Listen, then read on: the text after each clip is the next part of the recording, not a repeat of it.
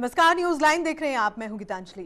बिहार में कौन बनेगा मुख्यमंत्री, किसकी बनेगी सरकार, सिर्फ 4 दिनों का इंतजार। 8 नवंबर को नतीजे सामने आएंगे। आखिर कौन होगा बिहार का सरताज और कौन विपक्ष की निभाएगा भूमिका। लेकिन उससे पहले बिहार चुनाव का आखिरी दौर अभी बाकी है, जिसकी वोटिंग 5 नवंबर को है।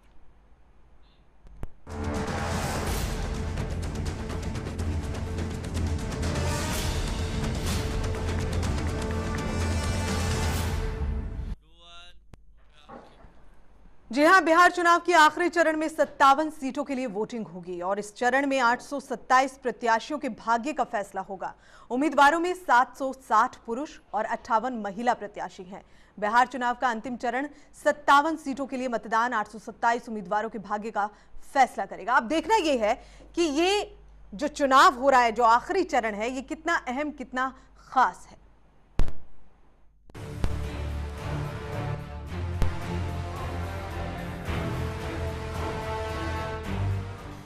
बिहार विधानसभा चुनाव अब अपने अंतिम पड़ाव पर है। अंतिम चरण के चुनाव में सबकी नजरें सीमांचल और मिथिलांचल के मतदाताओं पर रहने वाली है। 5वें चरण में 57 सीटों के लिए वोटिंग होगी और इस चरण में 827 प्रत्याशी हैं। इनमें से 760 पुरुष और 58 महिला प्रत्याशी हैं। इस फेज में कुल 1.55 करोड़ मतदाता अपने मताधिकार का प्रयोग करेंगे। सहरसा के नक्सल प्रभावित 2 विधानसभा सीटों सिमरी, बख्तियारपुर और महिषी में सुबह 7 बजे से शाम 3 बजे तक मतदान होगा। बाकी सीटों पर शाम 5 बजे तक वोटिंग होगी। इस फेज में कुल 9 जिलों में वोटिंग होनी है, जिसमें मधुबनी, सुपौल, अररिया, किशनगंज, पूर्णिया, कटिहार, मधेपुरा, सहरसा और दरभंगा जिले शामिल हैं। अगर पिछले विधानसभा सीटों की बात करें तो इस इलाके में बीजेपी के पास 24, जदयू के पास 19, राजद के पास 8, कांग्रेस के पास 3 सीटें थीं। लेकिन इस बार चुनाव में बीजेपी 38, लोजपा 11, रालोसपा 5 और हम 3 के अलावा महागठबंधन में जेडीयू 25, आरजेडी 20 और कांग्रेस 12 सीटों पर जोर आजमाइश कर रही है। 5वें और अंतिम चरण के मतदान में इस बार युवाओं पर दारोमदार है। इस फेज में सबसे ज्यादा युवा मतदाता है। 5वें चरण में कुल 1.55 करोड़ मतदाता हैं, जिसमें युवा की हिस्सेदारी 51.42 लाख से ज्यादा है, यानी कुल वोटर के 33% युवा हैं। इनमें से 18-19 साल के करीब 9.42 लाख मतदाता हैं, जो पहली बार वोट करेंगे, जबकि 42 लाख मतदाता 20 से 29 साल के बीच के हैं। आखिरी चरण के मतदान वाले जिलों में सर्वाधिक युवा मतदाता दरभंगा और मधुबनी में हैं। लिहाजा बिहार विधानसभा के पिछले चुनाव की तरह इस बार भी उम्मीद है कि हार जीत का अंतर काफी कम होगा। ऐसे में इन युवा वोटर्स की अहमियत बढ़ गई है। Bureau report, channel 1 news. जी हां, 5 नवंबर यानी कि कल आखिरी चरण का मतदान है। बिहार में काफी अहम माना जा रहा है ये मतदान और उसके बाद गिनती होगी और फिर पता चलेगा कि कौन सी पार्टी ने मारी है बिहार में सत्ता की बाजी। लेकिन उससे पहले कई सवाल उठ रहे हैं और वो सवाल क्या है वो भी बताएंगे आपको, साथ साथ उनके जवाब भी तलाशेंगे। हमारे साथ जो मेहमान मौजूद हैं मैं परिचय करा देती हूँ। हमारे साथ इस वक्त स्टूडियो में मौजूद हैं मुकेश वाजपेयी, नेता बीजेपी, साथ ही प्रोफेसर ललन प्रसाद, वरिष्ठ पत्रकार हमारे साथ में मौजूद हैं, और साथ ही हमारे साथ मौजूद हैं पुष्परंजन, वरिष्ठ पत्रकार हमारे साथ मौजूद हैं, दयाराम त्यागी और संजीव निगम, नेता आप भी हमारे साथ में मौजूद हैं। बहुत बहुत स्वागत है आप सभी मेहमानों का। पुष्परंजन जी, जैसे चुनाव जो है वो हमने देखा कि किस तरह से बिहार में चुनाव के दौरान क्या क्या हुआ, बयानबाजियां हुई, अपशब्द कहे गए, इस तरह की बातें भी हुई जो इससे पहले कभी नहीं देखी गई। लेकिन 5वें चरण का मतदान अब होना है कल, आखिरकार वो घड़ी आ गई है।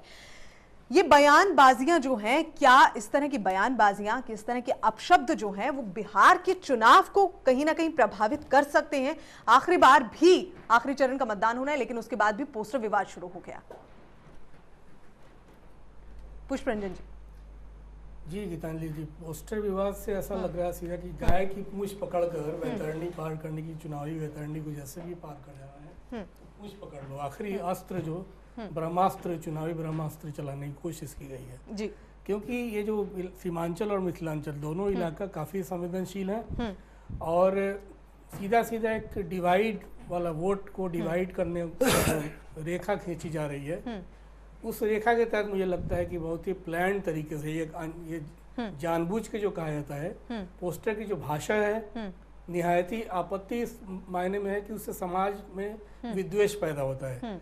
संकेत दिया जा रहा है कि आप इस पार हो या उस पार हो, मतदाताओं के लिए एक संकेत है। और बिहार का मतदाता बहुत समझदार है, संकेतों को ज्यादा समझता है। जी जी।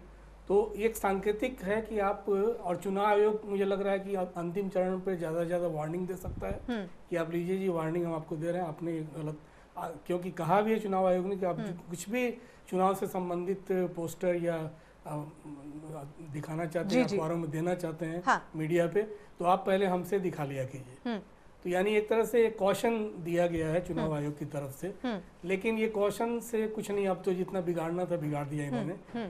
अब तो आखिरी पड़ाव, अब तो आखिरी पड़ाव। और सीमांचल खासकर सीधा सीधा वहाँ जो मुसलमान वोट हैं वो एक तरफ पड़े हैं या क्या होगा, क्योंकि लग रहा है कि वोट जो उन्होंने विज्ञापन दिया है उन्होंने सोच समझ के दिया है कि ये मिलना नहीं है हमें, ये वोटर नहीं मिलना है, तो चलो इस जहर को बो दिया जाए आखिरी वक्त में। तो ये बड़ा ही खतरनाक और खराब उसका, मतलब कुल मिला के इसका जो असर है वो आने वाले वक्त में सही नहीं पड़ने वाला, ये तो तय है। ललन जी कैसे देख रहे हैं आप इस पोस्टर विवाद को? साथ मैं समझता हूँ कि पहले दोनों नेशनल पार्टीज के रणनीति पर इस पर विचार करें जी। और सीमांचल में जो बहुत बड़ा इलाका है वो नेपाल से लगा हुआ है और उसमें मधेसी लोगों की पॉपुलेशन काफ़ी है जो मैथिली भाषा बोलते हैं। जी जी जी। उसमें स्थिति यह है कि बहुत से परिवार ऐसे हैं जिसमें आधे लोग परिवार के नेपाल में हैं और आधे लोग भारत में। अब इस समय नेपाल में जो स्थिति है मधेसियों की, आप जानते हैं नेपाल के कॉन्स्टिट्यूशन में उनको वो जगह नहीं मिली जो सोच रहे थे, जो और नागरिकों को मिली है जी। तो एक बड़ा असंतोष है उस पूरे इलाके में। और इस इलाके में भी चूँकि मधेसी काफ़ी तादाद में है और जो भारत सरकार की इस समय नीति है नेपाल के प्रति, आपने देखा होगा बहुत टफ पॉलिसी भारत सरकार अडॉप्ट कर रही है और कहती है कि मधेसियों को उनका अधिकार मिलना चाहिए। और इसी बात को लेकर वो पेट्रोल वगैरह की जो सप्लाई थी वो बंद हुई नेपाल के अंदर और काफ़ी रोष है। नेपाल के प्रधानमंत्री भी बहुत इसमें परेशान हैं और उन्होंने कुछ बयान भी दिए हैं कि भारत ही ठीक नहीं कर रहा है, जो भी है। लेकिन स्थिति यह है कि चुनाव की स्थिति में इसका असर मधेसियों के ऊपर पड़ सकता है। उनके मन में कम से कम एक विश्वास पैदा करने की भावना की हम तुम्हारे साथ हैं। और चूँकि काफ़ी पॉपुलेशन है उस इलाके में इन लोगों की, तो एक तो फैक्टर हमें ये देखना होगा। दूसरा फैक्टर आप राष्ट्रीय पार्टी कांग्रेस को देख लीजिए जी। ये एक समय है जब कांग्रेस ने असहिष्णुता का मुद्दा बड़े जोरदार ढंग से उठाया है, राष्ट्रपति के पास पहुंच गए और जुलूस निकाल दिया और सब किया। जैसे और इस देश में जैसे इस देश में बहुत बड़ी असहिष्णुता पैदा हो गई क्योंकि मुस्लिम वोट वहाँ पर काफ़ी है और कांग्रेस की जमीन, कांग्रेस के पास 3 सीटें वहाँ पर पहले हैं इस समय कांग्रेस मेरे ख्याल 12 सीटों पर शायद वहाँ लड़ रही है। तो कांग्रेस उसका मैक्सिमम फायदा उठाना चाहती है जी। तो ये दोनों राष्ट्रीय पार्टियों की रणनीति के 2 पहलू हैं जो मैं आपके सामने लाना चाहता हूँ जी। दूसरी बात जो तीसरा पहलू इस चुनाव में बड़ा महत्वपूर्ण होने वाला है वो पप्पू यादव भी हैं जी। पप्पू यादव इस समय 46 सीटों पर शायद लड़ रहे हैं और या लालू यादव से जो उनकी वैमनस्यता है वो ये सीमांचल के इलाके में सबसे ज़्यादा प्रभाव उनका उसी में है। तो वो कितनी सीटें ले जाते हैं या कितने वोट लालू के काटते हैं, एक बड़ा फैक्टर होगा। कुल मिला के 5वां चरण इस लिहाज से भी काफी महत्वपूर्ण माना जा रहा है। इन बातों को लेकर मैं समझता हूँ कि ये इस चरण का चुनाव काफी महत्वपूर्ण होगा। चलिए संजीव जी कैसे देख रहे हैं आप? नहीं, अब देखिए अब एक चरण और बाकी रह गया है कल, जिसका जहाँ पर वोटिंग हो रही है और ये औपचारिकता मात्र रह गई है। अब आने वाला 8 तारीख को आपको काफ़ी तस्वीर सब क्लियर हो जाएगी। जो हम लोग देख पा रहे हैं, आज भी अरविंद जी ने जो है ट्वीट करके जो है अपील की है कि नीतीश बाबू को जो है जीतने के लिए जो है सहयोग करें वहाँ के लोग। तो जो हमारा अपना ऑब्जर्वेशन है, जो और लोग देख पा रहे हैं कि बहुत ही क्लियर मेजॉरिटी मिलने जा रही है। जो ये गठबंधन है नीतीश जी का, ये सरकार आने वाले उसमें बनाएगा समय में। तो और 3-4 दिन रह गई, और कहने वाली बात तो मैं नहीं समझता हूँ कि बाकी आज आपने देखा ही होगा जो ये विज्ञापन वाला मसला है। जी हाँ, विज्ञापन, हाँ, यही भारतीय जनता पार्टी ने दिल्ली में किया था आखिरी क्षणों में, जो विज्ञापन दिए थे गोत्र के या तमाम इस तरीके के, उसमें विस्तार में जाने की आवश्यकता नहीं है।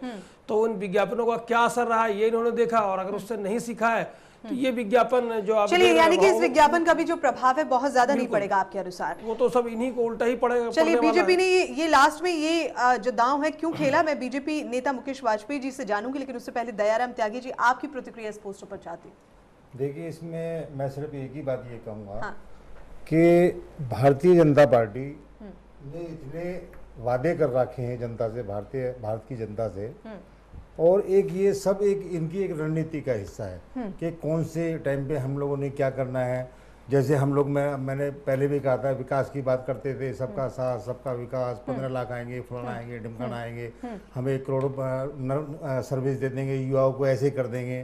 तो मेरे कहने का मतलब इसका खाली इतना है कि ये इनकी एक रणनीति का हिस्सा है कि जितने इन्होंने वादे करे वो पूरे वादे नहीं हुए। और आप ये देखेंगे कि जो चुनाव से पहले जो विकास का एक बात थी, वो विकास के मुद्दे सब पीछे हट गए। एक उससे वो एक ये दादरी का कांड हुआ, उसके बाद से उस बीफ को लेकर के घूम रहे हैं। तो मेरे कहने का मतलब ये, और ये जो भी हमारे ललन जी कह रहे थे, कांग्रेस ने जो भी मार्च किया है, कि देखिए अभी एक वो मैं माफ़ी चाहूँगा कि वो एक बुक थी बाहर की, वो कौन सी कंपनी है वो जिसने एक ये आगाह किया है, हिंदुस्तान की सरकार है मूडीज कि हाँ, मूडीज जो भी रेटिंग करती है, इसने एक आगाह किया है हिंदुस्तान को कि आपके जो मंत्री हैं या आपके जो कार्यकर्ता हैं, आपके जो संगठन के हैं, वो जिस तरह भाषा का इस्तेमाल करते हैं, उससे एक देश की छवि बहुत खराब हो रही है। तो मैं ललन जी से ये कहना चाहूँगा कि आप किस किस को समझाएंगे, किस किस को बताएंगे। मेरा बस खाली मानना ये है कि इस चुनाव के अंदर भारतीय जनता पार्टी ने जो एक द्वेष की एक नींव रखी है, तो ये इसका एक भगवानी मालिक है, आगे जाके इसका क्या रिजल्ट होगा। तो कुल मिलाकर आप ये कहना चाहते हैं कि पोस्टर जो है, आखिरी दांव जो बीजेपी ने चला है, ये बेहतर नहीं है किसी भी लिहाज से। चलिए, नेता बीजेपी मुकेश वाजपेयी जी हमारे साथ में मौजूद हैं। वाजपेयी जी, पोस्टर विवाद पर आप लगातार चारों ओर से घिर रहे हैं, क्या कहेंगे? आखिर क्यों ऐसा हुआ कि 5वें चरण में ही आपने अचानक से ये पोस्टर विवाद जो है अपने लिए खड़ा कर दिया? नहीं, देखिए, ये कोई पोस्टर नहीं है ना, पोस्टर कोई इस तरह का निकला है। ये एक आज के अखबार में एक ऐड निकला है, एक ऐड आया है जिसमें वहाँ के अभी के मुख्यमंत्री आदरणीय नीतीश कुमार जी से 3 सवाल पूछे गए हैं कि जो उनके गठबंधन के साथी हैं या जो उन्होंने गठबंधन बनाया है, जिनके साथ से वो आगे सरकार बनाने के इच्छुक हैं, उनका जो बयान आए हैं पिछले रैलियों में या पिछले जो दिनों में, इस बारे में बिल्कुल उन्होंने चुप्पी साध रखी है। देखिए, जहाँ तक गाय का मामला है, गाय हमारे लिए ना तो कोई वोट का विषय है, ना कोई हमारे लिए, गाय हमारे सेंटीमेंट से जुड़ा हुआ है, और खासकर हिंदुओं के सेंटीमेंट्स आपके के चुनाव से पहले नहीं आ सकते थे या चुनाव के बाद नहीं आ सकते थे? मैं बता रहा हूँ ना, आप थोड़ा टाइम तो देना। गाय हिंदुओं के सेंटीमेंट से जुड़ा हुआ है, और कोई भी हिंदू हो वो कभी नहीं चाहेगा कि गाय की इस तरह से या किसी और भी गाय, किसी और भी पशु की इस तरह से काटा जाए या उसका इस तरह से वो करा जाए, उसके बाद नुमाइश करी जाए। जैसे इनके कर्नाटक के सीएम ने बोला कि मैं मीट खाऊंगा, सरेआम मीट खाऊंगा, गाय का मीट खाऊंगा, तो ये हम बड़ा शर्मनाक विषय है। लालू प्रसाद जी ने बोला था कि देखिए, हिंदू भी का मीट, गाय का मीट खाते हैं। जहां तक मेरी अपनी वो है, देखिए, अगर कोई खाता होगा तो वो अपने घर में खाता होगा, लेकिन उसकी कोई नुमाइश नहीं करता, ना कोई जहां तक 90% से ज्यादा हिंदू जो हैं वो गाय को माता ही मानते हैं। एक और इनके रघुवंश प्रसाद जी थे, उन्होंने तो यहाँ तक बोल दिया कि पुराणों में और वेदों में लिखा है, ऋषि मुनि तक गाय का मांस खाते थे। तो ये सब बातों पे नीतीश कुमार जी क्यों चुप हैं? बिहार की जनता जानना चाहती है कि जिनके साथ आप गवर्नमेंट बनाने की बात कर रहे हैं, सरकार चलाने की बात कर रहे हैं, उनकी राय क्या है? गाय जिसको हम माता मानते हैं, जिनको हम माता की तरह पूछते हैं, एक देवी के रूप में, एक भगवान के रूप में पूछते हैं, उनके बारे में आपके पार्टनर्स के ये विचार है, तो आपका इसमें क्या? या तो आप उनका खंडन करिए। आपको एक कमजोर कड़ी लगती है जिसको आप यहाँ चुनाव के दौरान खोलने की जो कोशिश है? नहीं, हमारा देखिए, बिल्कुल वहां की जनता जानना चाहती है कि इस विषय में नीतीश कुमार जी का क्या विचार है अपना, क्या वो इनके बयानों के साथ में है, वहां पे खड़े हैं इनका, या उनका कंडेम करते हैं, उनका खंडन करते हैं उन बयानों का। लेकिन नीतीश जी से बड़ा निराशा वाली बात है कि नीतीश जी ने इस विषय में मौन धारण करा हुआ है। क्यों मौन धारण करा हुआ? आप खुल के सामने बताएं जनता को कि ये लोग गलत बोल रहे हैं या मैं इनके साथ हूं। जनता फैसला करेगी कि क्या करना है, वोट किसको देना है, क्या यानी कि करना है, नीतीश ये अलग अगर बात है। इस पूरे मामले पर, इस तरह के मामलों पर चुप्पी साधे बैठे हैं तो गलत हो जाते हैं और उनकी जो छवि है वो और ज्यादा बिगाड़ने की कोशिश आपकी ओर से की जा रही है। नहीं, हमारी ओर से नहीं जा रही, जनता जानना चाहती है, जनता जानना चाहती है, जनता पूछना चाहती है उनसे कि इस विषय में आप किस तरफ खड़े हैं। जनता तो सरकार से भी जानना चाहती है कि अगर वो चाहती है, अगर सरकार की ओर से, या अगर इस तरह के कई नेता बयानबाजी कर रहे हैं कि गाय का मांस ना परोसा जाए, हत्या ना हो, तो फिर ये भी पूछा जा रहा है कि सरकार उसके लिए क्या कारगर कदम उठा रही है। कई जगह आपको इसे बैन करना चाहिए, लेकिन वो बैन है, लेकिन धड़ल्ले से जो मांस है वो बिक रहा है। देखिए, इसमें कहीं ना कहीं कटघरे में तो आप भी खड़े हैं। और देखिए, बात सुनिए, ये कोई आज से बैन नहीं, बैन तो पहले से भी है, लेकिन अब जो ये शुरू हो गया ना कि दिखा के, जानबूझ के हमको चिढ़ाने के लिए, जानबूझ के दिखा के इस तरह की बातें करना, या जानबूझ के दिखा के प्रदर्शनी करके खाना, या होटलों में जानबूझ के मेनू में ये लिखना, तो ये चीजें जो है, ये चीजें तो बंद होनी चाहिए। देखिए, किसी भी धर्म सारे बराबर है, लेकिन किसी भी धर्म में अगर किसी की आस्था है तो उसके सम्मान की रक्षा दूसरे धर्म वालों को भी करनी चाहिए। चाहे वो हिंदू पत्रकार हमारे साथ में एक चीज त्यागी जी ने एक और मूडी का एक उन्होंने उदाहरण वर्णन करा था। मैं बता दूं कि आज की, अभी की, थोड़ी देर पहले की रिपोर्ट है, फोर्ब्स का एक बुक है, उसकी रिपोर्ट है, पहले वर्ल्ड के पहले सबसे लोकप्रिय नेताओं में पुतिन का नाम है, 9वें नंबर में भारत के प्रधानमंत्री मोदी जी का नाम है। अगर आप कहें तो मैं इसको खोल के दिखा सकता हूं। क्या आप इन्हीं बातों को लेकर बिहार में चुनाव लड़ेंगे सर? देखिए, इन्हीं बातों को मुद्दा बना के बिहार में चुनाव लड़ेंगे? नहीं, ये हर बार जनता, देश के प्रधानमंत्री, चाहे आप हो, चाहे मैं हूं, चाहे पत्रकार, कौन से नंबर मेरे पर नहीं पत्रकार आते, बंधु हो, ये सबके लिए गर्व का विषय है। उनका मतलब होता है कि उनके लिए विकास कौन कर रहा है। अगर उनके लिए विकास कोई भी राजनीतिक दल करता है या कोई भी नेता करता है, वही हमारे उनके लिए भगवान समान प्रधानमंत्री का कद, आप इस चीज को मान के चलिए, वर्ल्ड के 10 नेताओं से ऊपर आता है, तो ये हमारे लिए गर्व का विषय है। इसमें आप भी, गर्व का आपको भी विषय गर्व होना भले ही चाहिए, हो, सबको लेकिन- गर्व होना चाहिए। चलिए ललन जी, देखिए, मैं एक बात कहना, त्यागी जी ने जो सवाल उठाया था, तो कल भी मैंने एक बात कही थी कि देश में इक्के दुक्की घटनाएं इस तरह की हमेशा होती रही हैं। जो दादरी में हो गया, या जो कर्नाटक में हो गया, जो और जगह हो गई थी, और ऐसी कोई बहुत बड़ी घटना इस समय नहीं घटी है जिसको लेकर ये कहा जाए कि असहिष्णुता भारत के अंदर बहुत तेजी से फैल गई। मुझे आप कोई उदाहरण दीजिए। इतने बड़े बड़े दंगे इस देश में हुए हैं कांग्रेस के रिजीम में, और इतने लोग उन दंगों में मरे हैं, इतने लोग बेघर बाहर हुए हैं। कई बार पूछा है उन साहित्यकारों से, और सिखों का जो दंगा हुआ, सिखों को जो मारा गया, वो तो एक इतिहास हो गया कि हजारों सिख बेचारे निरीह मारे गए। उस वक्त कांग्रेस की तो सरकार थी, तब आपने कोई असहिष्णुता की बात नहीं की। ठीक है, आज 2-4 घटनाएं इधर उधर हो गई या कुछ लोगों ने बयान दे दिए तो आपने बात का बतंडा उठा दिया। इसलिए मैं इस बात को नहीं मानता कि असहिष्णुता का ऐसा वातावरण देश के अंदर आ गया है जिसको लेकर ये तिल का ताड़ बना दिया जाए। नंबर दूसरी बात यह है कि इस चुनाव में कुछ ऐसी चीजें हुई हैं जो और चुनाव में नहीं हुई। अब जैसे ये गोवध की बात हो गई या गोमांस की बात हो गई, ऐसा हुआ तो एक तरफ से बात उठी, फिर दूसरी तरफ से उसके जो रिएक्शन हुए, अच्छा जो रिएक्शन हुए या जो भी एक्शन इस मामले में हुआ, तो दोनों तरफ लोगों ने बहुत बढ़ा चढ़ा के चीजों को उभार दिया। और मैं मानता हूं कि दोनों ही पार्टियां हैं, दोनों ही पक्ष इसमें दोषी हैं। ये गाय गोमांस पर जो या गोवध पर जो प्रतिबंध है बहुत से राज्यों में पहले भी था, और ऐसी स्थिति नहीं थी कि इस मामले को इतना तूल दिया जाए। जिन राज्यों में नहीं था वहां अगर इस तरह कोई आंदोलन होते तो मैं समझता हूं कि बात ज़्यादा इफेक्टिव होती। चुनाव से जोड़ के इन चीज़ों को ले जाना, और फिर इसके बाद जो वहाँ के सीनियर लीडर बिहार के भी हैं, उन्होंने इस तरह के बयान दिए कि मैं समझता हूँ कि कुछ बातें तो ऐसी हैं कि जो भारतीय संस्कृति के बहुत खिलाफ है। जैसे किसी ने कह दिया कि हमारे ऋषि मुनि भी गोमांस खाते थे, यहाँ तक लोगों ने कह दिया। तो कुल मिलाकर इस तरह की बयानबाजियों से बचना चाहिए, इस तरह के मामलों को तूल नहीं देना चाहिए। इस तरह की बयानबाजियों से दोनों ही पक्षों को बचना चाहिए। चलिए बहरहाल हम बिहार चुनाव पर ही आएंगे दोबारा से, क्योंकि यहाँ एक ब्रेक के लिए हमें रुकना है। बिहार चुनाव पर अभी और कई प्रश्न बाकी हैं, काफी हम कह सकते हैं काफी अहम माना जा रहा है ये चरण, 5वां चरण है। कल इसमें वोटिंग होनी है, उसके बाद जो होगा उसका इंतजार सभी को रहेगा। बहरहाल एक छोटे से ब्रेक के लिए रुक रहे हैं, जल्द लौटते हैं।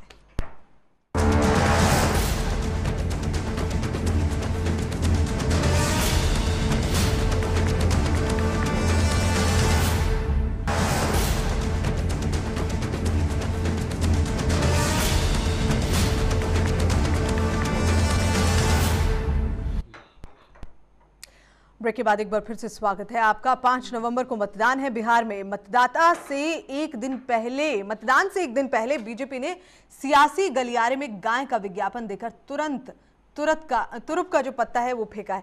अब इसको लेकर खुद बीजेपी आरोपों के घेरे में घिर गई है। आपने अभी ब्रेक से पहले देखा होगा कि हम भी वही पूछ रहे हैं, बार बार बीजेपी के नेता यहाँ पर मौजूद हैं, हम उनसे पूछ रहे हैं कि आखिर ऐसा क्यों, ये कौन सा दांव है, ये कौन सी नीति जो है जिस पर आप चल रहे हैं और इससे क्या आपको लाभ हो सकता है। यही हम जांच करने की कोशिश, इन सवालों के जवाब तलाशने की कोशिश यहाँ कर रहे हैं। लेकिन उससे पहले देखिए ये खास रिपोर्ट।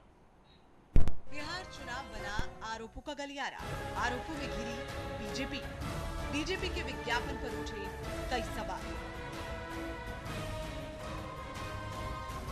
बिहार चुनाव के 5वें चरण से ठीक एक दिन पहले बीजेपी ने अखबारों में जो विज्ञापन दिया उससे विवाद खड़ा हो गया।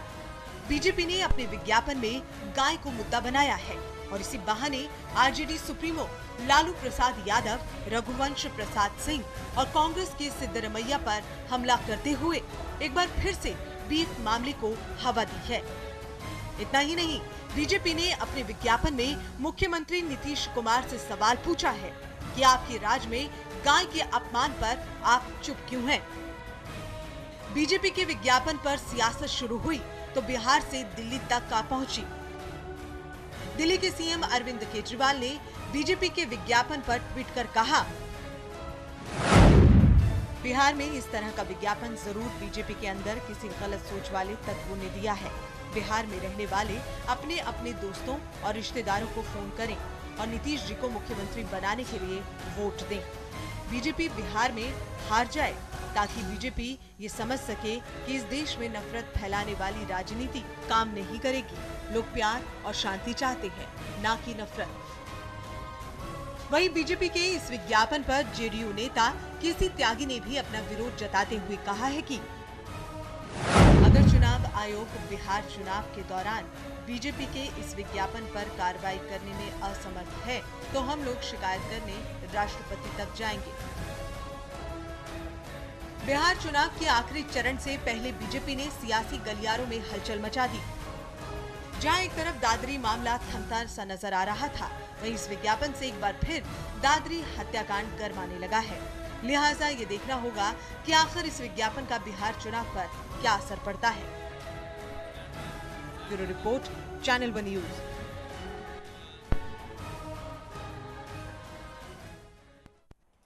जी हाँ, इस विज्ञापन का बिहार चुनाव पर क्या असर पड़ेगा, ये एक सोचने वाली बात जरूर है। क्या बीजेपी को इससे फायदा होगा या नीतीश पर कई जो सवाल उठ रहे हैं उसको बिहार की जनता सही तरीके से लेगी या फिर कैसे लेगी? क्या इससे चुनाव पर सीधा सीधा कोई असर पड़ेगा? इसी के जवाब हम यहाँ पर टटोल रहे हैं। हमारे साथ जो मेहमान मौजूद हैं, एक बार फिर से आपका परिचय करा दूं। हमारे साथ मौजूद हैं मुकेश वाजपेयी, नेता बीजेपी। साथ ही हमारे साथ मौजूद हैं प्रोफेसर ललन प्रसाद, वरिष्ठ पत्रकार, पुष्परंजन, वरिष्ठ पत्रकार हमारे साथ मौजूद हैं, दयाराम त्यागी, नेता कांग्रेस, और संजीव निगम, नेता आप भी हमारे साथ में मौजूद हैं।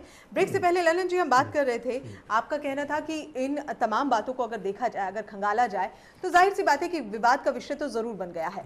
लेकिन अगर बिहार चुनाव पर अगर हम दोबारा से लौट कर आ जाए, इस विज्ञापन के साथ में अगर हम लौट कर आए, तो क्या वाकई इस विज्ञापन से जो बीजेपी है वो कहीं ना कहीं अपना एक दांव खेलने की कोशिश कर रही है या फिर नीतीश को घेरने की कोशिश कर रही है? सीधा सीधा चुनावी जो फायदा है वो अपने उसका लाभ उठाने की जो कोशिश है वो करने की कोशिश कर रही है? देखिए, मेरे विचार से तो नीतीश को तो कोई असर इसका, नीतीश पर तो इसका कोई असर नहीं पड़ेगा, क्योंकि नीतीश की एक अपनी छवि बनी है बिहार में। और अभी भी जितने पोल हुए हैं, ओपिनियन पोल वगैरह हुए हैं, कि बिहार की जनता चीफ मिनिस्टर के लिए जितने कैंडिडेट संभावित हैं उसमें सबसे ज़्यादा लोग नीतीश को ही पसंद करते हैं। मैं नहीं समझता कि नीतीश इससे कोई बहुत प्रभावित होंगे। लेकिन हाँ, ये बात ठीक है कि लालू के वोट इससे कटेंगे, कांग्रेस के वोट भी कटेंगे। अब देखिएगा, उसकी वजह ये है, लालू ने जो बयान दिए हैं उसका जो वहाँ के जनमानस पर असर होगा वो आपको वोटों के अंदर परिलक्षित होगा। ठीक है। और कांग्रेस की भी जो नीति इस समय मैंने आप बताई, असहिष्णुता को लेकर इतना बड़ा जो बवाल कांग्रेस ने उठा दिया है, तो वो भी इससे लिंक्ड अप मामला है और इसमें कांग्रेस के लोग भी इन्वॉल्व हैं, तो इसलिए उनको भी इसका इफेक्ट होगा और कुल मिलाकर इसका फायदा बीजेपी को होगा। इसको आप तुर्प का पत्ता कह लें या जो भी कह लें, लेकिन इसका फायदा तो बीजेपी को मिलना है। चलिए, कैसे देख रहे हैं आप पुष्परंजन जी, और साथ साथ अगर बात करें बिहार में जिस तरह से बीजेपी हर दांव चलने की कोशिश कर रही है, वैसे तो सभी राजनीतिक दल कोशिश कर रहे हैं कि चुनाव जो है वो जीते, मतलब कुल मिलाकर चुनाव में जीते, सत्ता पर काबिज हो, ये सभी कोशिश कर रहे हैं। लेकिन ताबड़तोड़ रैलियां, उसके बाद देश के प्रधानमंत्री नरेंद्र मोदी का खुद वहां पर होना, पैकेज की घोषणा करना, अब ये पोस्टर ना कहकर इसे विज्ञापन कहें, ये विज्ञापन विवाद, ये क्या दर्शा, पोस्टर, जी जी, तो ये क्या दर्शा रहा है? गीतांजलि जी, क्या इससे बीजेपी को फायदा होगा इस तरह की बातों से? मैं बता रहा हूँ फायदे के लिए कितना प्रधानमंत्री जी सक्रिय हैं। पार्टी को फायदा पहुंचाना चाहिए देश के प्रधानमंत्री को। जी, एक लड़का सोमवार को रक्सौल जो भारत नेपाल सीमा है, बीरगंज जो जहाँ पर गोलीकांड हुआ था, हाँ जी, उस फायरिंग को सबको पता होगा। उस फायरिंग में एक लड़का मारा गया था, मिथिलांचल का था, दरभंगा का, उसका नाम था सोनू राम। वो अपने ननिहाल रक्सौल आया हुआ था और बीरगंज किसी काम से गया था। फायरिंग के दौरान वो मारा गया। मोदी जी ने तत्काल फोन किया नेपाल के प्रधानमंत्री को और उस लड़के के बारे में पूछा कि भाई क्यों मारा गया और ये गलत हुआ है, जो भी संवेदना व्यक्त करनी थी की उन्होंने। आप ध्यान दीजिए कि कश्मीर सीमा पर बहुत सारे लोग मारे जाते हैं या और भी जगह पड़ोसी देशों से जो होता है गोलीबारी मारे जाते हैं, कभी प्रधानमंत्री ने इसको फौरी तौर पे नहीं लिया और फोन किया हो। चूंकि वो लड़का मिथिलांचल से बिलोंग करता था और आपको इस समय वोट की राजनीति करनी है, तो देश के प्रधानमंत्री को अचानक याद आया कि सोनू राम के बारे में पूछा जाए वहां पर, ताकि उसका चुनावी क्षेत्र में मिथिलांचल में उसका प्रभाव पड़े। एक दूसरा नंबर, उन्होंने वहां पर मैथिली भाषा का प्रश्न उठाया था दरभंगा की सभा में कि मैथिली भाषा को बिहार में जब लालू का शासन था उस समय मैथिली भाषा को बीपीएससी से ड्रॉप कर दिया गया था। 92 की बात है।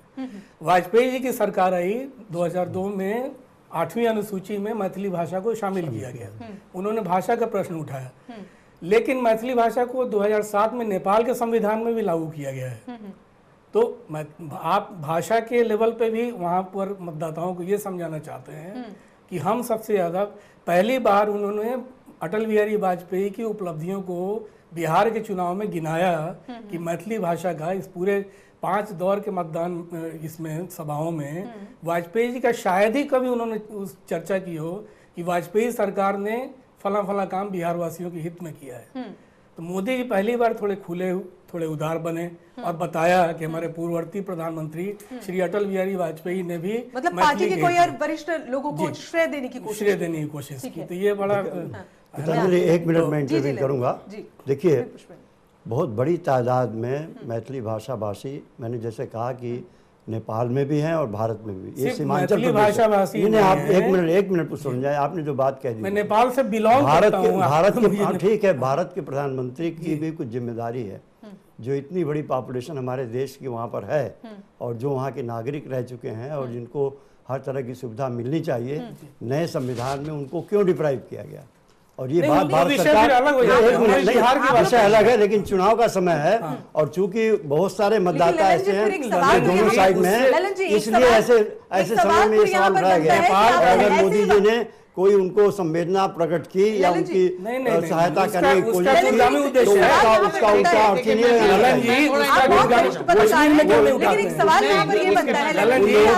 है। आखिर ये वक्त क्यों चुना गया? ये वक्त क्यों चुना गया? इससे पहले नहीं बोल सकते। और एक और बात, ये समस्या उठी, ये समस्या उठी इस समय, ये समस्या इस समय उठी है।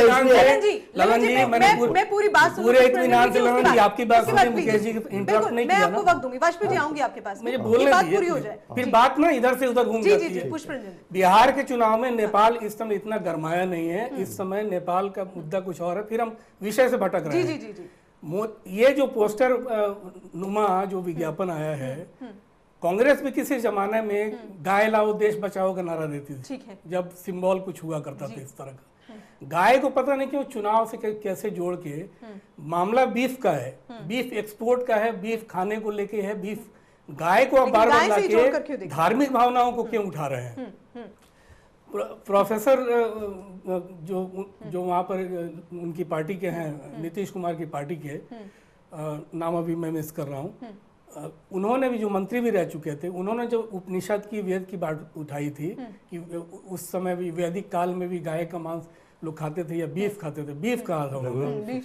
हाँ, रघुवंश प्रसाद सिंह ने। रघुवंश प्रसाद सिंह हाजीपुर कॉलेज में पढ़ाते हैं, पढ़े लिखे आदमी हैं। और प्रोफेसर डी.एन. झा भी पढ़े लिखे आदमी हैं। अगर आप इतिहासकार प्रोफेसर डी.एन. झा को जानते होंगे आप लोग जी। तो उन्होंने भी इसी मौजू पे कहा था, रोमिला थापर ने भी इसी मौजू पे कहा था। इसलिए गाय को आप बार बार चुनाव में ला रहे हैं बीफ के बदले में, तो ये भी आपका उद्देश्य जो है भटकाता है मतदाताओं को।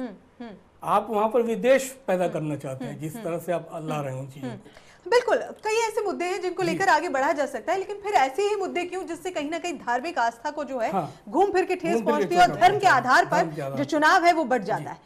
ये नीति किसका? देखिए, अगर कोई विज्ञापन में अभी वरिष्ठ पत्रकार महोदय पुष्परंजन जी ने बड़े एडवोकेसी करी कि रघुवंश प्रसाद जी ने भी जो कहा वो किस लहजे में ठीक कहा, लालू प्रसाद जी ने कहा वो भी ठीक कहा, एक झा साहब का नाम ठीक कहा नहीं कहा, मतलब उन्होंने कोई गलती नहीं की, तथ्य की बात कर रहा हाँ हूं। हाँ। अरे हमने कौन सी गलती कर दी? हम भी तो चाहते हैं नीतीश कुमार जी भी ये बात कहते हैं कि हाँ इन्होंने कहा बिल्कुल ठीक कहा, हम भी तो यही पूछ रहे हैं। हम भी यही चाहते हैं कि नीतीश कुमार जी एक बार पब्लिक के सामने बोल दें कि लालू प्रसाद जी ने जो कहा बिल्कुल ठीक कहा, रघुवंश प्रसाद जी ने जो कहा बिल्कुल ठीक कहा। जहां तक अरविंद केजरीवाल जी की बात है, उन्होंने कहा जी कि आप बीजेपी को हरा दीजिए नहीं तो नफरत फैलेगी। अरे इस पोस्टर से कौन सी नफरत फैल गई? हमने कौन सा इस विज्ञापन में किसी धर्म के लिए किसी उसके लिए कुछ हमने कुछ कहा है? हमने सिर्फ ये पूछा है, आपको नहीं लगता कि जिससे देश का माहौल खराब हो ऐसे मुद्दों को कम से कम ऐसे वक्त में नहीं उठाना चाहिए? ये भी आपकी जिम्मेदारी बनती है। एक तरफ आप लोग अपील करते हैं, हमारे देश का माहौल कहीं ना कहीं जैसे पुष्परंजन जी ने तर्कों के साथ उनकी बातों को जायज ठहराने की कोशिश की, जायज मैं कहाँ ठहरा रहा हूँ? तर्कों के साथ नहीं, इसी तरह से हम चाहते हैं तो आपके साथ कि नीतीश कुमार जी भी आके बोल दें कि हाँ हम भी इनके साथ हैं, बात खत्म हो जाएगी। इसमें कहाँ कोई किसी संप्रदाय को भड़काने वाली बात है? लेकिन सवाल फिर यही है ना, जिस बात से देश का माहौल पहले ही बिगड़ा हुआ है, दादरी कांड अभी लोग अरे ये हमने नहीं बिगाड़ा है, ये जानते हैं कि ये देश की रघुवंश प्रसाद जी ने बोला है, हमने नहीं बोला। आप ये अच्छे से जानते हैं कि जब जब गाय का मुद्दा भड़केगा, जो जिसे आप भी लेकर आगे बढ़ रहे हैं, उससे कहीं ना कहीं धार्मिक भावना जो है लोगों की उसे ठेस पहुंचती है। ये आप बहुत अच्छी तरह से जानते हैं और बहुत बेहतर तरीके से जानते हैं, लेकिन चुनाव में उसे भुनाने की कोशिश क्यों की जा रही है? गीतांजलि जी आप सही कह रही हैं, बचाकर क्यों नहीं चल रहे? ये मुद्दा चुनाव में क्यों होता है? बचाकर चलिए। ये मुद्दा चुनाव में क्यों होता है? ये रघुवंश प्रसाद जी को कहने की जरूरत क्यों पड़ी चुनाव के टाइम पे? लालू प्रसाद जी को क्यों पड़ी है? ये एक वर्ग विशेष के वोटों को अपनी तरफ खींचने की राजनीति है, एक रणनीति है। और आपने वोट बैंक को अपनी ओर खींच लिया। आपको ऐसा लगता है? हमने क्या बात बोली? डिवाइड करके लेना चाहते हैं हिंदू वोट को। गीतांजलि जी इस पूरे विज्ञापन में आप बता दीजिए क्या गलत है? मैं आपसे ये कहना चाहती हूँ, गलत ये है कि आप गाय का मुद्दा उठा रहे हैं, बात बीस की है। गाय का मुद्दा गाय का मुद्दा उठा रहे हैं, बात बीस की है। आप लोगों को बर्दाश्त नहीं, कोई पत्रकार आप लोगों का सवाल करे। आपके पास है लालू प्रसाद जी ने स्पष्ट बोला कि गाय खाते हैं, गाय शब्द का यूज करा उन्होंने, गाय शब्द का नाम लिया। वाजपेयी जी, कई ऐसे मुद्दे हैं जिसपे आप नीतीश को घेर सकते हैं, आप उन्हें बिल्कुल घेर सकते हैं। आप मतदाताओं को कह रहे हैं, ये मतदाताओं को कह रहे हैं पोस्ट उसके जरिए, विज्ञापन के जरिए कि जवाब दे तभी वोट दें। आप मतदाताओं को कह रहे हैं कि वोट मत दो, फिर क्या इसका अर्थ निकलता है? बिल्कुल जवाब देना चाहिए उनको। पूरा देश है कह रहा है कि आप बिल्कुल जवाब दें। को विभाजित करने की राजनीति कर रहे हैं वाजपेयी जी। वोट मत दो, विभाजित करने की राजनीति करिए, हम उसको नंगा आप बताएं, आप बताइए आपके पास कई ऐसे मुद्दे हैं, आपको तो लगता है आप चिल्ला चिल्ला कर आप कहते हैं कि विकास नहीं हुआ बिहार में, विकास के मुद्दे पर घेरिए ना। आप किसने रोका है आपको? आप नीतीश को विकास के मुद्दे पर घेरिए और अन्य कई मुद्दे हैं उन पर घेरिए, लेकिन ये क्या मुद्दा आप लेकर चल रहे हैं जिससे कहीं ना कहीं धार्मिक आस्था सीधे सुनिए तो सही, ये मुद्दा हम नहीं लेकर चल रहे हैं। ये बात लालू प्रसाद जी ने बोली है कि हिंदू भी गाय खाते हैं, ये बात ये आज निकाला पोस्टर। उसके पहले रघुवंश बाबू जो क्या वो सही है गाय का निकालना? क्या उनका ये कहना सही है? गाय का चेहरा दिखाना सही है? मांस खाते थे, क्या ये सही है? अगर ये सही है तो नीतीश कुमार जी बोले सही है, और गलत है तो बोले कि गलत है। चलिए त्यागी जी कुछ कहना चाहते हैं काफी देर से। त्यागी जी।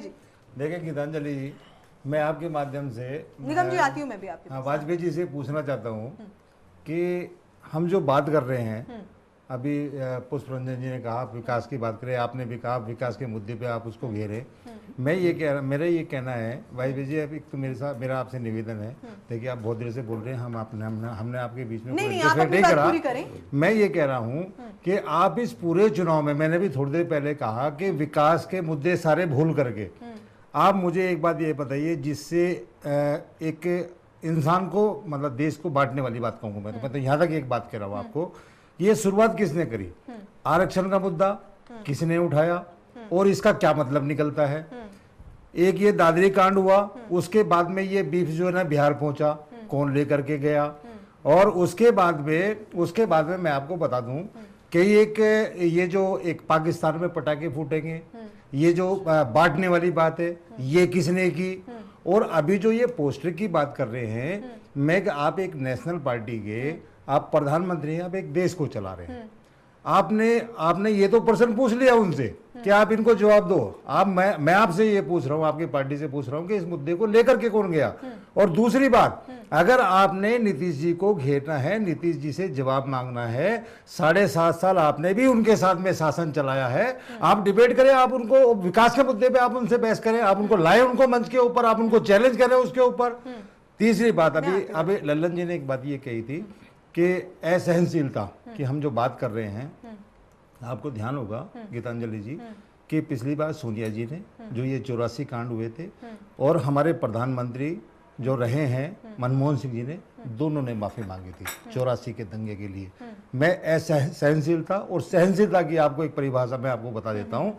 उसके बाद में यही भारतीय जनता पार्टी, गोधरा कांड हुआ था, ठीक है, न्याय एक अपना काम करता है, जुडिशरी एक अपना काम करती है, जिसके जो राष्ट्रीय अध्यक्ष हैं उनको जेल जाना पड़ा, और आज तक प्रधानमंत्री जी नरेंद्र मोदी जी जो 12.5 साल वहाँ पे सीएम रहे हैं, और हमारे अभी क्या नाम है ये इनके राष्ट्रीय अध्यक्ष जी जो हैं अमित जी जो है अमित शाह जी, आज तक इन्होंने कभी गोधरा कांड पे कभी माफी मांगी, आज तक कभी भी जो ऐसा। और उसके बाद एक भाषा आप देख लीजिए, हमने भी थोड़ी देर पहले भी बात करी, भाषा देख लीजिए, सार्वजनिक मंच पे खड़े होके प्रधानमंत्री होने के बाद कि कांग्रेस पार्टी को डूब के मर जाना चाहिए। आप कहाँ लेके जा रहे हैं आप जी वाजपेयी जी, आप कहाँ लेके जा रहे हैं आप इस चीज प्रश्न है को? वाजपेयी इसीलिए कह रहा हूँ, जवाब ले लें तो मेरे दिमाग से गुजर जी जी जी। देखिए, दादरी वाला जो मामला है ना, दादरी वाले मामले को बिहार ले गए लालू प्रसाद जी, और दादरी आता है उत्तर प्रदेश में। उत्तर प्रदेश में शासन है समाजवादी पार्टी का।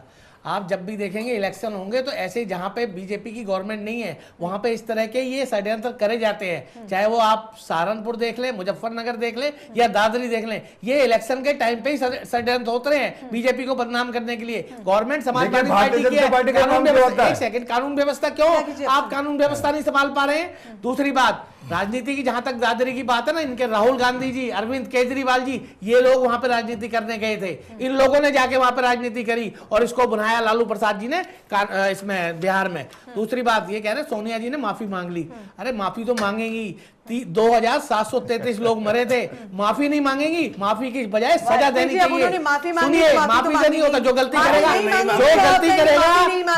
करेगा वो माफी मांगेगा, लेकिन माफी से काम नहीं चलेगा कि माफी मांगने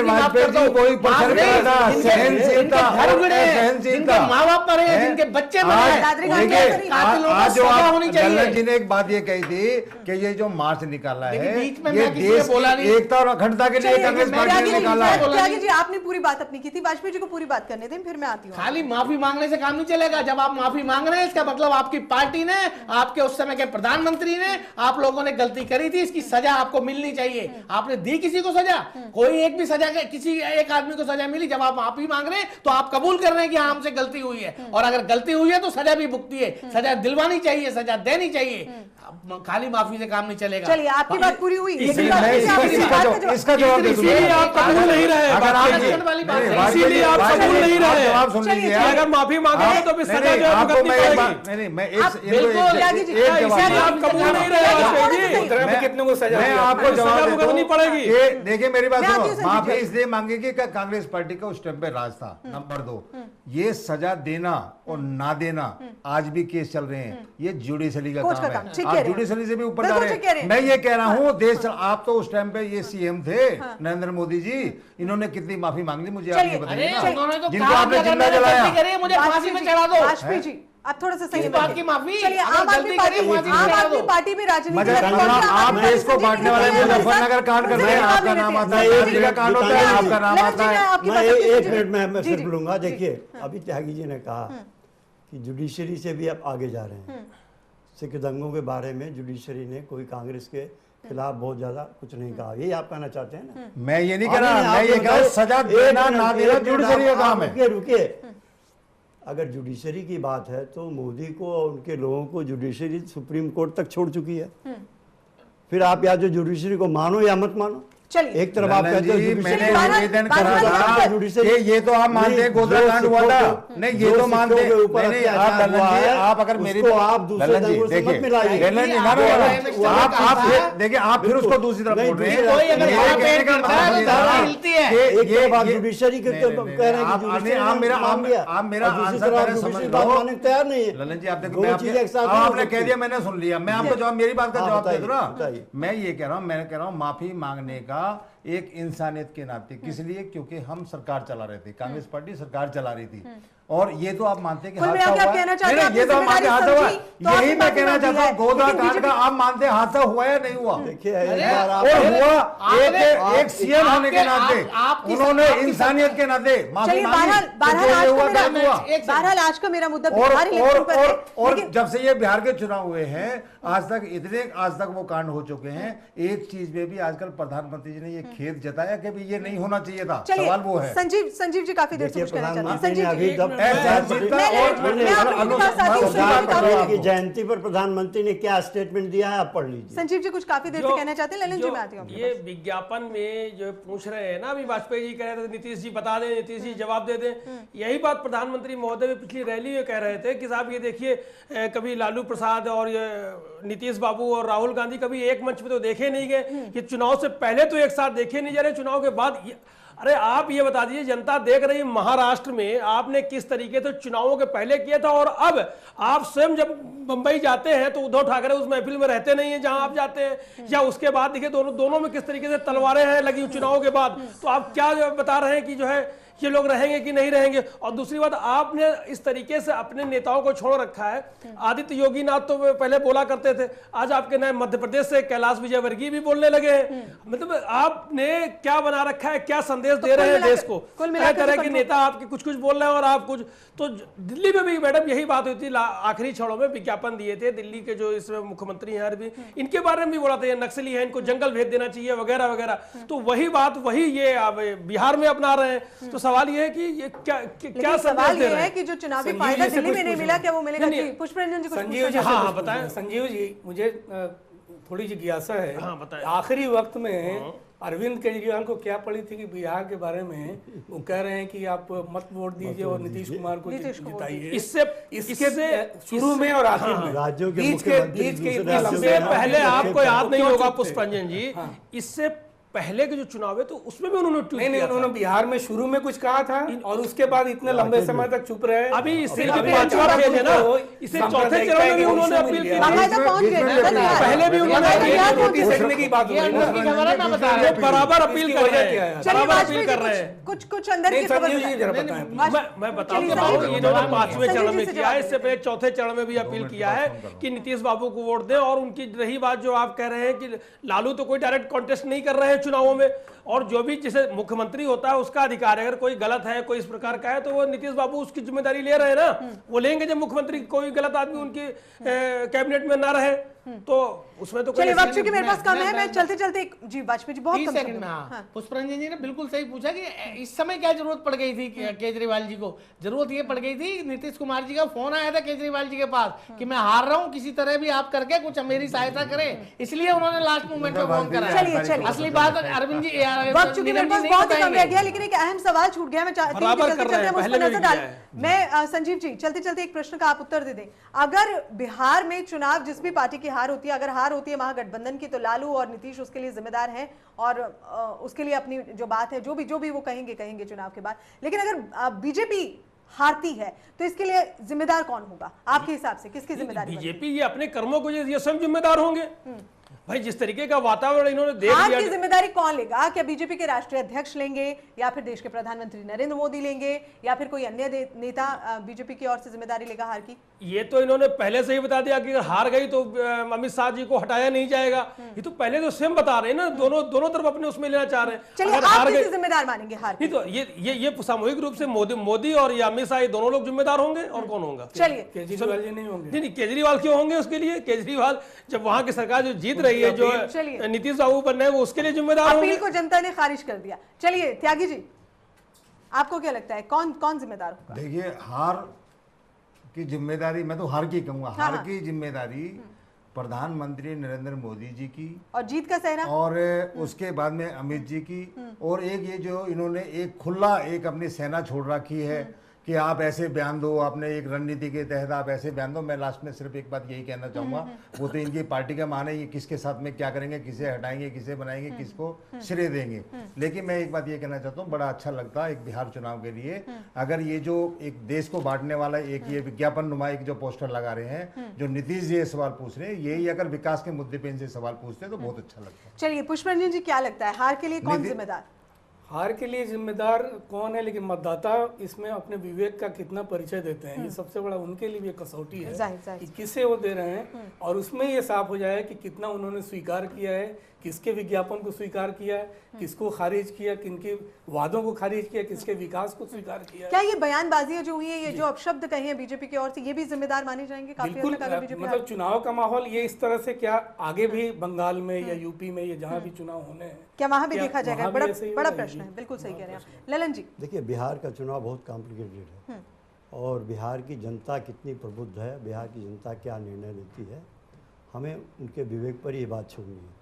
हम कोई भविष्यवाणी इस समय नहीं कर सकते कि मोदी जीत जाएंगे या फिर नीतीश कुमार जीत जाएंगे या कौन जीतेगा या कौन हारेगा, ये बिहार की जनता तय करेगी। और इस तरह के हाइपोथेटिकल क्वेश्चन मैं समझता हूँ इसके जवाब जब चुनाव के रिजल्ट आएंगे तभी दिए। लेकिन कभी कभी प्रश्न बन जाता है ललन जी, अगर ये कहा जाता है कि हमारी ओर से हार का जिम्मेदार हार का जो ठीकरा है वो देश के प्रधानमंत्री के ऊपर नहीं फूटेगा या फिर हमारे राष्ट्रीय अध्यक्ष को नहीं हटाया जाएगा, आप जिम्मेदारी से बच रहे हैं, आपकी पार्टी सीधे सीधे जिम्मेदारी से बच रही है। उसमें तो उत्तर साफ है, जिम्मेदारी तो लेनी। मतलब अगर आपकी पार्टी जीतेगी तो आप कहेंगे देश के प्रधानमंत्री नरेंद्र मोदी ने ऐसी ताबड़तोड़ रैलियां की, ऐसी बयानबाजियां की कि बिहार की जनता ने उनका साथ दिया, सेहरा तो आप बांधेंगे, तो हार जिम्मेदारी का जहाँ तक सवाल है वो तो हमेशा यही होता है कि जो पार्टी का चीफ होता है या जो पार्टी का मुखड़ा होता है उसी को पड़ जाएगी। चलिए, इसमें तो कोई संदेह नहीं। चलिए वाजपेयी जी से मैं चाहती हूँ कि वाजपेयी जी आप इस पर जवाब। नहीं, आपका जो सवाल है मैं तो इसको मानते नहीं, हम तो जीत रहे हैं, 2/3 बहुमत से जीत रहे हैं, हारने का सवाल नहीं ना, इस बारे में सोचा है। हाँ, लेकिन जैसे त्यागी जी ने पाकिस्तान में पटाखे छूटेंगे तो हार का डर किसको हो रहा है? जैसे त्यागी जी ने बोला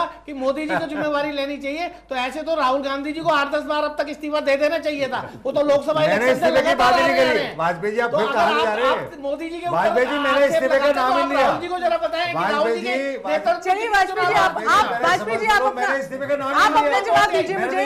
अगर बीजेपी हारती है बिहार में तो जिम्मेदारी कौन लेगा?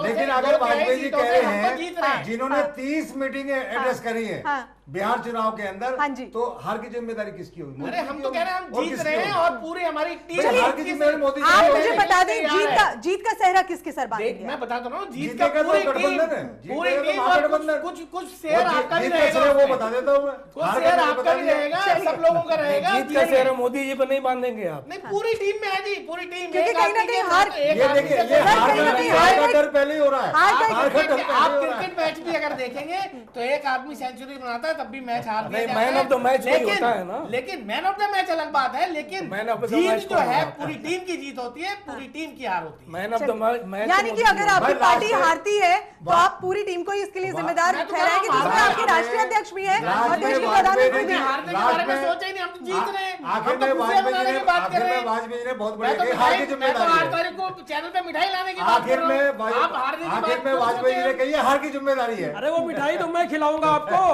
वाजपेयी जी हार की जिम्मेदारी है।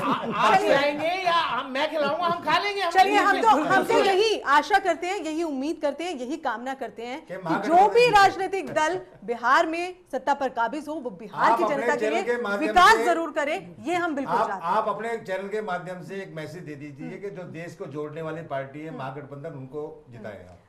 सर ये तो एडवर्टाइजमेंट मैं नहीं करूंगी, लेकिन हाँ मैं यही चाहूंगी, मैंने कहा ना कि ये हम कामना करेंगे कि जो भी राजनीतिक दल सत्ता पर काबिज हो वो बिहार की जनता के लिए विकास का काम करे, जिससे बिहार की जनता अभी भी काफी हद तक पीछे है। सर बिहार में विकास नहीं है, बिहार के लोग त्रस्त हैं, बिहार के लोग आज भी मजबूर हैं कि वो दूसरे राज्यों में काम के लिए जाते हैं। तो हम यही कामना करते हैं जो भी राजनीतिक दल जीत कर आए वो बिहार की जनता के लिए कम से कम विकास जरूर करे। आप सभी इस चर्चा में शामिल हुए, बहुत बहुत शुक्रिया आपका इस चर्चा में शामिल होने के लिए।